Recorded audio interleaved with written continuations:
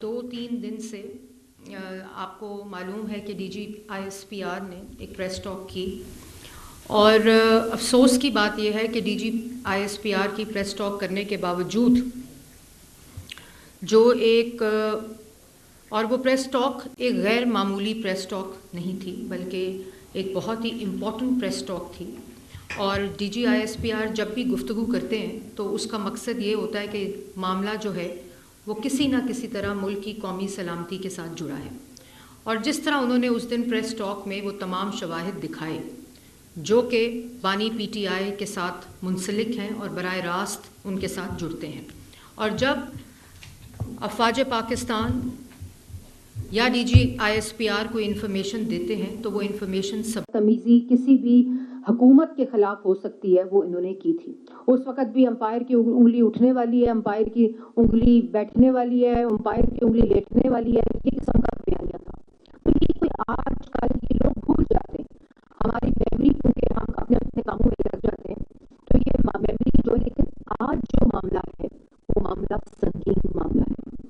वो मामला पाकिस्तान के दिफा, पाकिस्तान की कौमी सलामती, पाकिस्तान की यकजहती और पाकिस्तान की अवाम का है, पाकिस्तान के दिफा का है।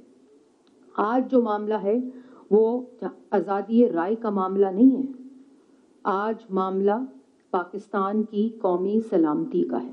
और अगर सबको आज मामला पाकिस्तान की कौमी सलामती का है और अगर सबको पाकिस्तान का आइन आज़ादी राय देता है तो उस आज़ादी राय के अंदर, उसके इस्तेमाल के अंदर कौमी और मुल्क दुश्मनी जब लाइन तफरीक नहीं होती तो फिर वही आइन उसकी सज़ा भी बताता है, सबके लिए बताता है। इसमें यह नहीं है कि ये आज इमरान खान साहब कर रहे हैं तो ये इमरान खान साहब की सज़ा होगी।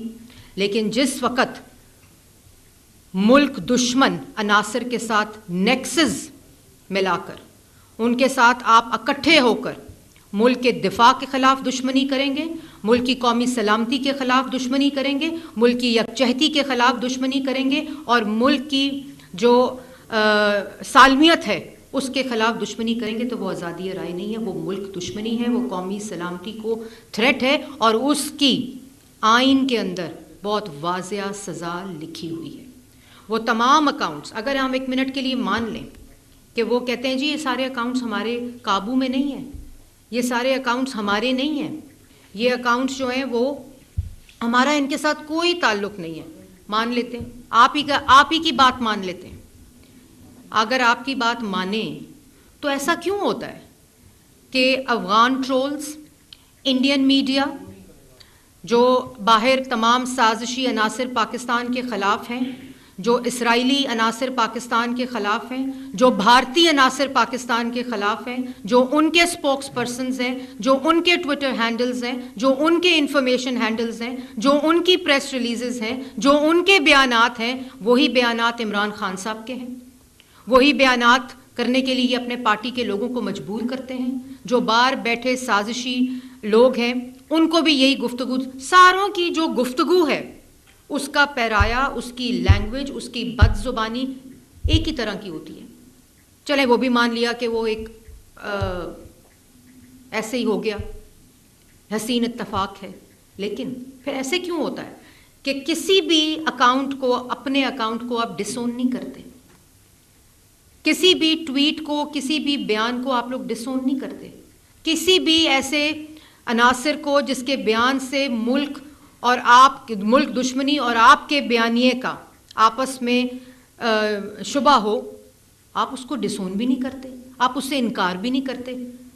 ये तो हसीन इत्तफाक नहीं हो सकता कि आपकी पूरी जमात भी वही गुफ्तगू करती है, आपके ट्रोल्स भी वही गुफ्तगू करते हैं, आप खुद भी वही गुफ्तगू करते हैं। ये कैसे हो सकता है? ना आप उससे अपने आप को डिस्टेंस करते हैं, ना आप उसको ओन करते हैं। यही इन्होंने किया। इन्होंने क्या किया? 9 मई में अपने कारकुनों को इस्तेमाल करके इन्होंने 300 से ज़्यादा फ़ौजी तनसीबात के ऊपर हमला आवर हुए, शहीदों के मुजस्मों की बेहुरमती की, और ये बिल्डअप करते हैं, ये पूरा साजिशी बयानिया मुल्क के ख़िलाफ़ बनाते हैं, ये बिल्डअप करते हैं। इस्लामाबाद हाई कोर्ट जा रहे हैं तो गाड़ी में बयान दे रहे हैं कि अगर मुझे किसी ने गिरफ्तार किया तो फिर देखना क्या होगा। और वही 9 मई को हुआ। भाई तुम्हें गिरफ्तार कर रहे हैं फॉरेन फंडिंग पे, तुम्हें गिरफ्तार कर रहे हैं तोशा खाना पे, तुम्हें गिरफ्तार कर रहे हैं 190 मिलियन पाउंड पे, तुम्हें गिरफ्तार कर रहे हैं खाना काबा की अक्स की घड़ी बेचने पे, तुम्हें गिरफ्तार कर रहे हैं तुम्हारी करप्शन पे, तुम्हारी चोरी के ऊपर जो तुमने इस मुल्क के साथ किया उस पर तुम्हें गिरफ्तार कर रहे हैं। उसके फौज का क्या ताल्लुक है? हाँ, लेकिन कोशिश ये करता है, ये साजिशी वो कोशिश करता है कि वो बड़ा बयानिया बनाए, वो झूठा गलीज गंदी जुबान इस्तेमाल करके वो बड़ा बयानिया बनाए कि उसके अपने अमालों से उसकी नज़र उठाई जाए। उससे पूछो KPK में क्या हो रहा है तो कहते हैं 27वीं तरमीम को नहीं मानते। उससे पूछें अस्पतालों में क्या हो रहा है, खैबर पख्तूनख्वा में दहशतगर्दी में क्या हो रहा है, स्कूलों में क्या हो रहा है, सड़कों पर जाकर देखें क्या हो रहा है, तो वो कहते हैं जी नहीं हम 27वीं तरमीम को नहीं मानते। तो मैं ये कहना चाहती हूँ कि आज़ादी राय की तफरीक मुल्क दुश्मनी और कौमी सलामती के साथ करनी पड़ेगी। और अगर आज़ादी राय का हक पाकिस्तान के हर शख्स को है, हर शख्स को ये हक हासिल है, तो फिर उसका गलत इस्तेमाल, उससे तजावुज़ करना की सज़ा भी आइन बताता है और बड़ी वाज़िया सज़ा बताता है। तो फिर भी वो हर किसी के लिए होगी। जो इस लाइन को क्रॉस करेगा उसके लिए वही सज़ा होगी जो आइन में दर्ज है, कोई तफरीक नहीं होगी।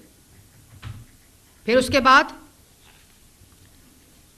अफवाज पाकिस्तान, तुम हिंदुस्तानी मीडिया के साथ मिलकर, तुम हिंदुस्तान के स्पोक्स पर्सन्स के साथ मिलकर, तुम उनके एंकर्स के साथ मिलकर, अगर उनकी शक्ल हटा के इसकी शक्ल लगा दी जाए तो एक लैंग्वेज है, एक जबान है, एक बयान है, तुम उसके साथ मिलकर उस फौज को जिसने मार्का हक लड़ा, जिसने बुनियानुल मरसूस लड़ा, chief of army staff, chief of defence forces, field marshal Asim Munir से लेकर वो सिपाही जो आज हमारे सरहदों पर खड़ा होकर ये जंग लड़ता है, हमारी हिफाजत करता है, वो पाकिस्तान की अवाम और पाकिस्तान की कौम के सर का झूमर है।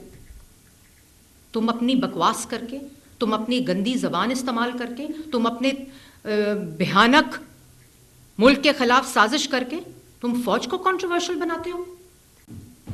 यह किसी की जरूरत नहीं हो सकती और कोई भी रियासत इसकी इजाजत नहीं देती और ना देगी। पाकिस्तान का आइन इसकी इजाजत नहीं देता। जिसने मार्का हक लड़कर, जिस अफवाज पाकिस्तान ने, जिसने बुनियानुल मरसूस लड़कर ना सिर्फ भारतीय ताकत के खोखले नकाब को बेनकाब किया है, बल्कि एक पूरी दुनिया में ताकत और तासुर के एक नए नक्शे की लकीर खींची है, उसको कंट्रोवर्शियल करते हो और फिर कहते हो मैं मुल्क दुश्मन और कौमी सलामती थ्रेट नहीं हूं। और क्या होता है कौमी सलामती थ्रेट? दहशतगर्दों की भी इंफॉर्मेशन स्पोक्स पर्सन्स होते हैं, दहशतगर्द भी प्रेस रिलीज देते हैं, दहशतगर्द भी बयानियां बनाते हैं, दहशतगर्द के भी इंफॉर्मेशन हैंडलर्स होते हैं, दहशतगर्दों के भी ट्वीट्स होते हैं और ऐसे ही होते हैं। इनको समझाओ, आगे से गाली देते हैं, इनको बताओ, फितना फसाद मचाते हैं। क्या किया 9 मई को इन्होंने? पहले बिल्टअप किया, सिर्फ अपनी करप्शन, अपनी सियासत और अपने आमालों को छुपाने के लिए 9 मई किया। शहीदों के मुजस्मों की बेहुरमती की, तंसीबात पर हमले किए, शहीदों के मुजस्मों को नीचे फेंक कर ठुड्डे मारे। वो शहीद जो दिन रात हमारी हिफाजत के लिए और अपनी जानों के नजराने देते हैं, उनको कंट्रोवर्शियल बनाते हो। तो तुम सिक्योरिटी थ्रेट नहीं हो। और मैं ये कहना नहीं चाहती, लेकिन आइन ऐसे आदमी को गद्दार कहता है। कौमी सलामती, दिफा, मुल्क के अंदर यकजहती, वफाक में नफाक फैलाने वाले को गद्दार कहा जाता है। मुल्क की आज अस्करी, माशी, दिफाई कामयाबी के ऊपर इंडियन मीडिया के साथ बैठकर उस साजिश का हिस्सा बने, उसे क्या कहते हैं? क्या कहें उसको? कोई इसके लिए और लफ्ज है तो बता दें, क्या कहें उसको? उसको कहा जाता है कि ये मुल्क दुश्मन है, ये कौमी सलामती के लिए थ्रेट है और वो तमाम ताने बाने इस शख्स के साथ मिलते हैं। मुज़ाकरात करें। एक ज़हनी मरीज के साथ सिर्फ ज़हनी डॉक्टर मुज़ाकरात कर सकते हैं। ये पॉलिटिकल डायलॉग नहीं है। जो मुल्क की कौमी सलामती के लिए थ्रेट हो, जो मुल्क की दिफा के लिए थ्रेट हो और जो मुल्क दुश्मन अनासर के साथ मुल्क के दिफा और मुल्क के अदारों के खिलाफ साजिश करे,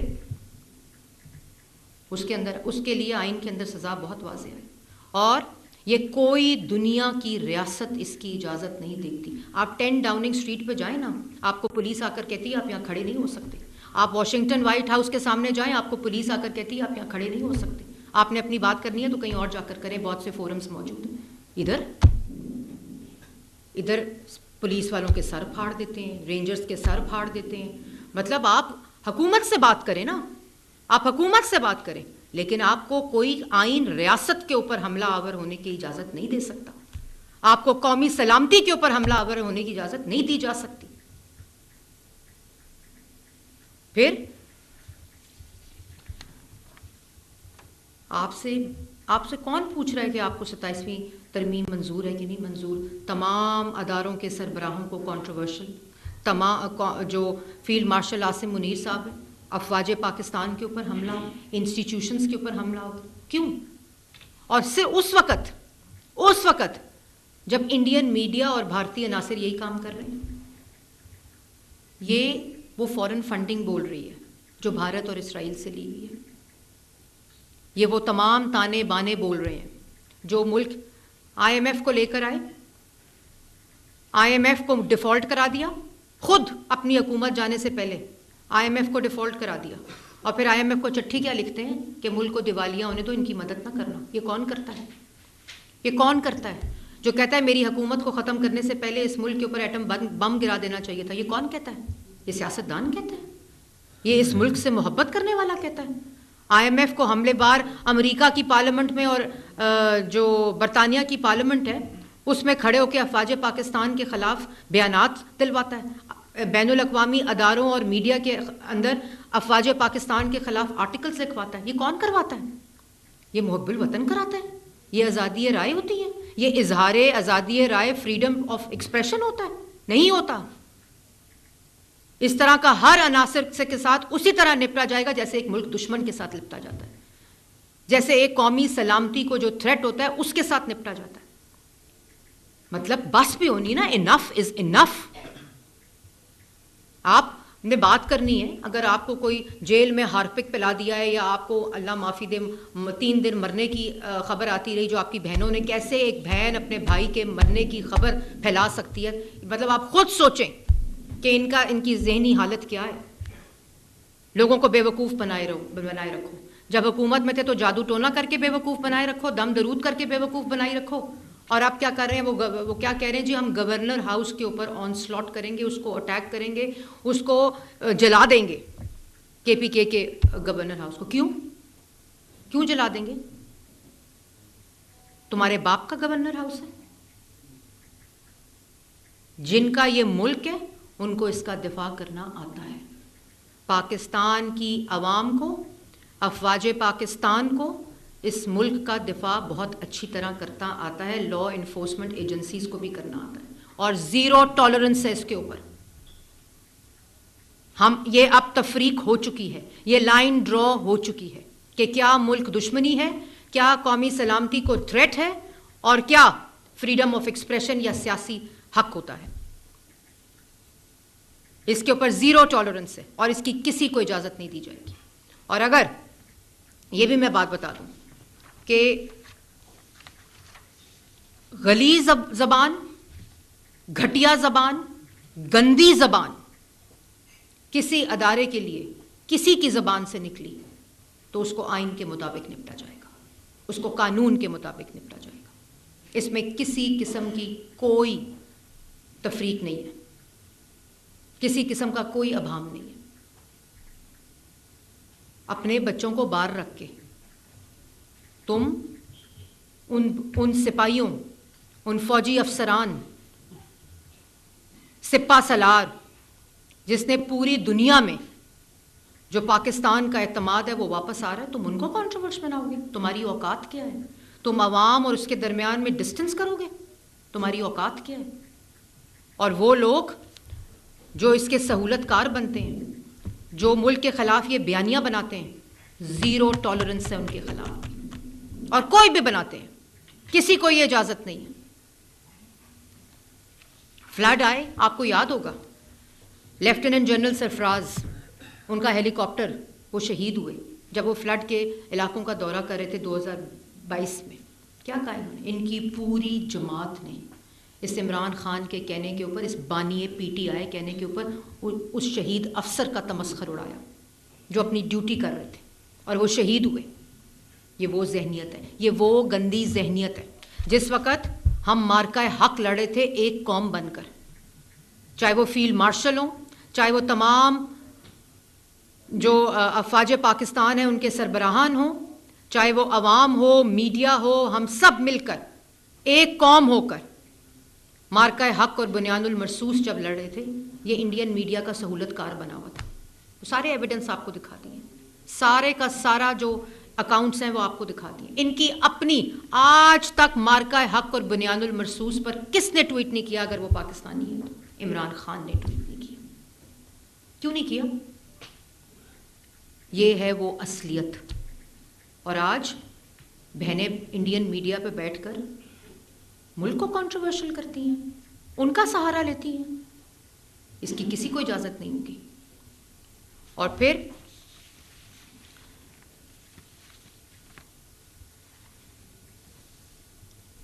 आपको आपके अमालों का सज़ा मिली हुई है। आप कैद में, जेल में अपने अमालों की वजह से, आपने जो मैंने आपको गिनवाई हैं, जो बतौर वज़ीर आज़म आपने करप्शन की है, आप उसकी वजह से सज़ा काट रहे हैं। आप बदला अदारों से नहीं ले सकते, आप बदला अवाम से नहीं ले सकते अपना बयानिया बनाने के लिए और शोर मचाने के लिए।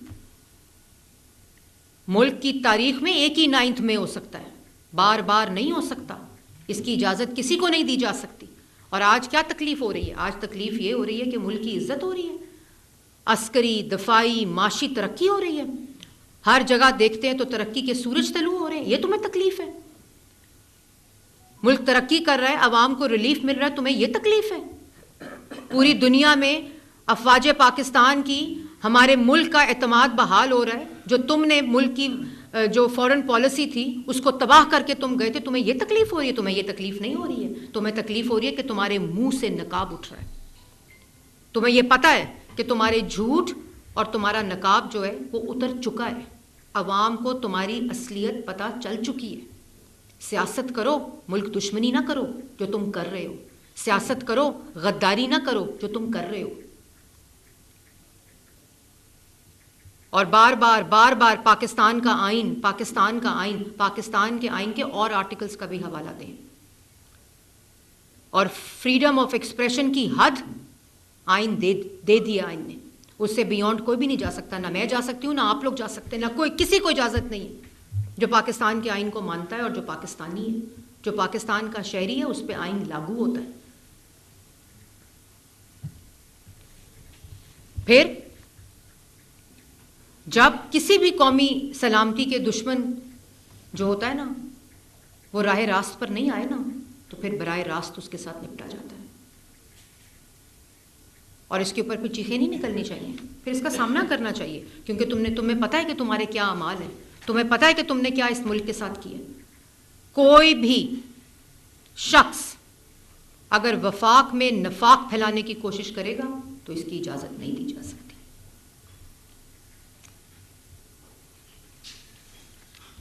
और मैं ये भी कहना चाहती हूँ आखिर में कि बड़ी वाज़िया तौर पर बहुत ही तफसील के साथ DG ISPR ने वो तमाम शवाहिद, तमाम चीज़ें सामने रखी हैं। और जब इंस्टीट्यूशंस के ऊपर अटैक होता है, जब रियासत के ऊपर अटैक होता है, तो फिर इंस्टीट्यूशंस रिएक्ट और रिस्पॉन्ड करते हैं।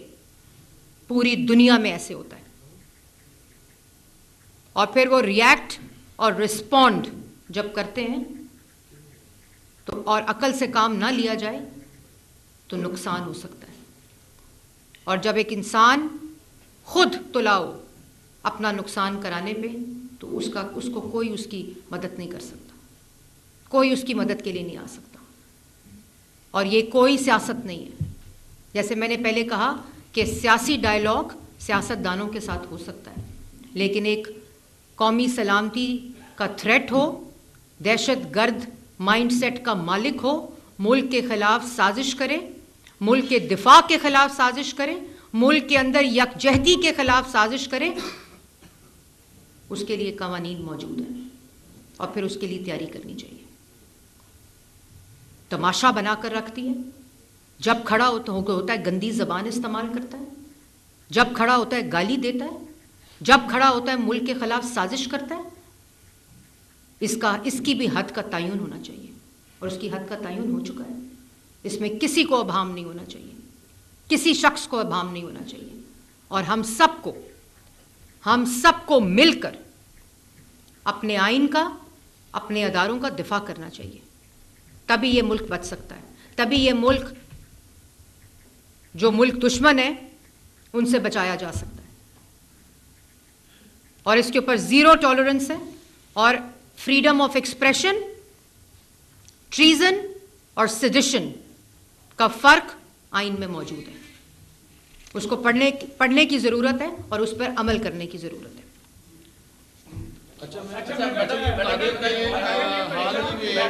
मैडम ये बताइएगा, मैं इधर ही हूँ। मैडम ये बताइएगा कि मुल्क में कवानीन मौजूद है और ये पाकिस्तान के कानून में लिखा हुआ है कि जो भी पाकिस्तान की मुसल्लह अफवाज के खिलाफ, मुल्क की सलामती इदारों के खिलाफ कोई साजिश करेगा, पब्लिकली गुफ्तगू करेगा, उसको कुचला जाएगा, उसको रोका जाएगा।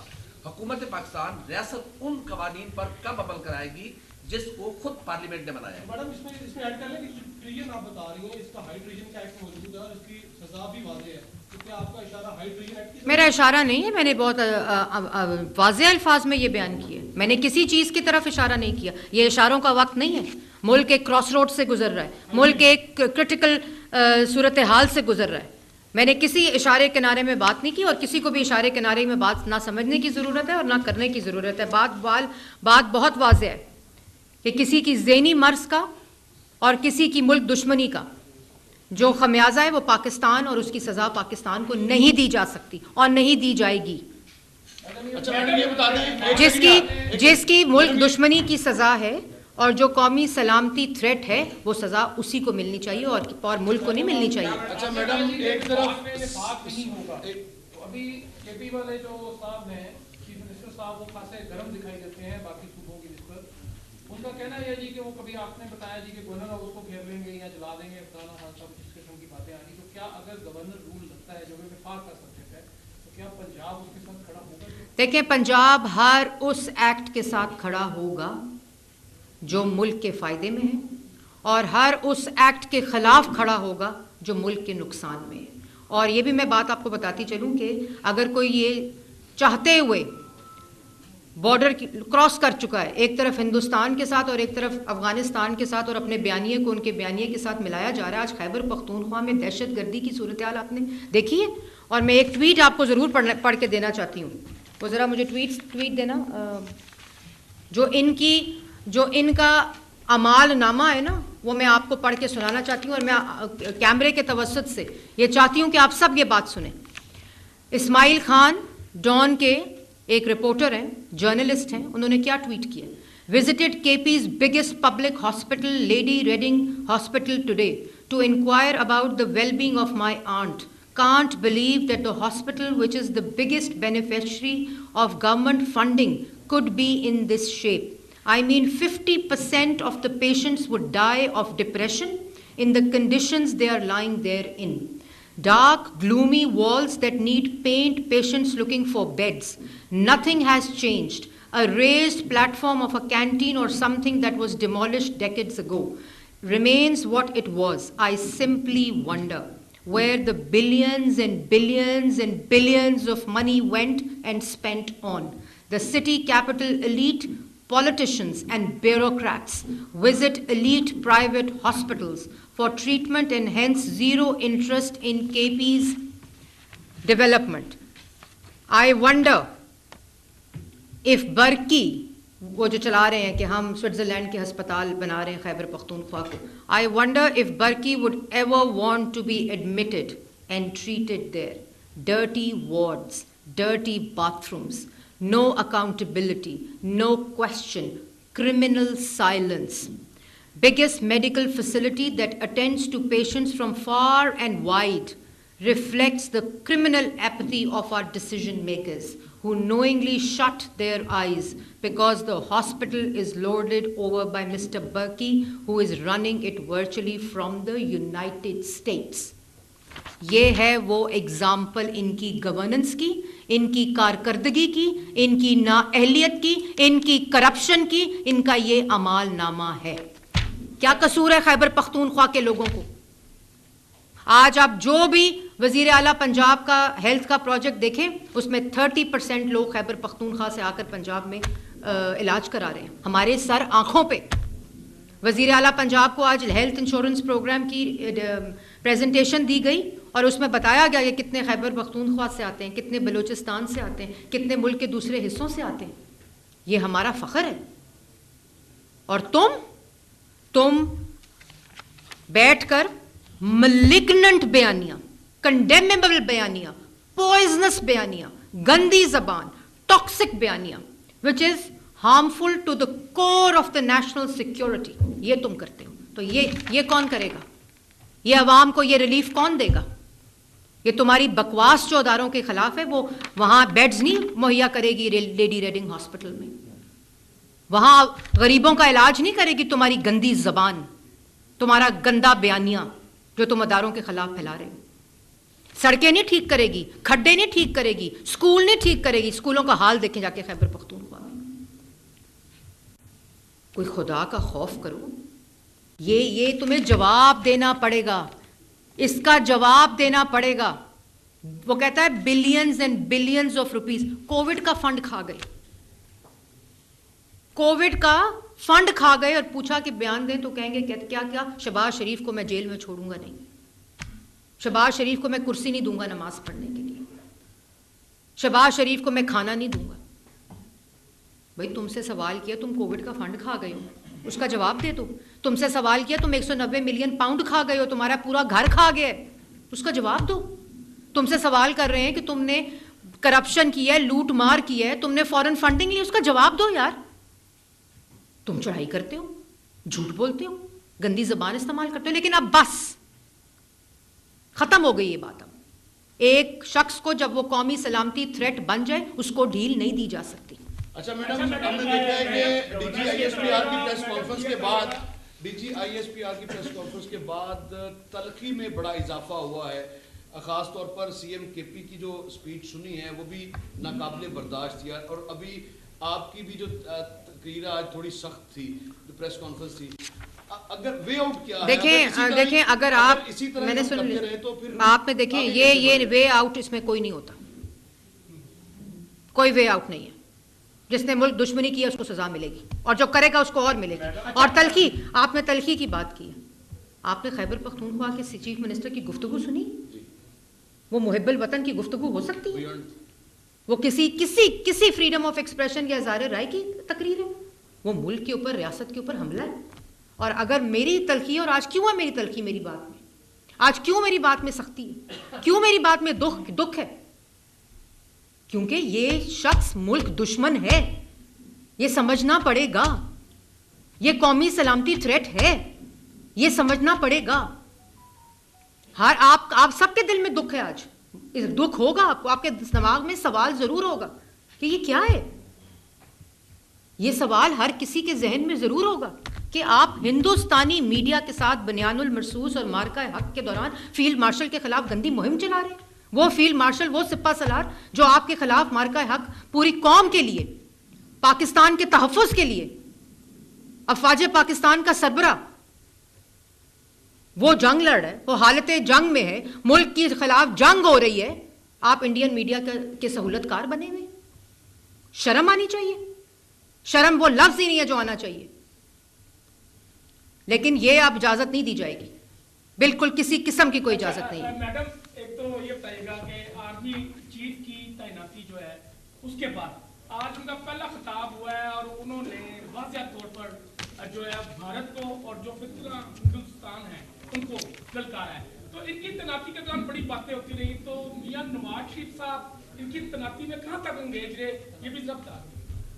27वीं तरमीम में मियां नवाज शरीफ ने वोट दिया, पार्लियामेंट जाकर दिया, तो ये सवाल का जवाब है। दूसरा, जो 1973 के आइन को नहीं मानेगा, उसकी मुखालफत करेगा, उसको क्या कहा जाएगा? उसको मुहिब्बुल वतन नहीं कहा जाएगा, उसको मुल्क दुश्मन कहा जाएगा। अच्छा मैडम, मतलब आप एक मैं सिर्फ ये कहूँ, आप एक बात देखें, अमरीकी साजिश का बयानिया, फिर अमरीकी सिफारिश का बयानिया हुआ ना, आपके सामने हुआ कि मेरे ख़िलाफ़ ये निकला लिफाफे से, जेब से, मेरे ख़िलाफ़ अमरीकी साजिश हो गई है। फिर चिट्ठियाँ निकली, अमरीकी सिफारिश कर दें कि मेरी करप्शन पे मुझसे सवाल ना किया जाए, मेरे झूठों पे मुझसे सवाल ना किया जाए।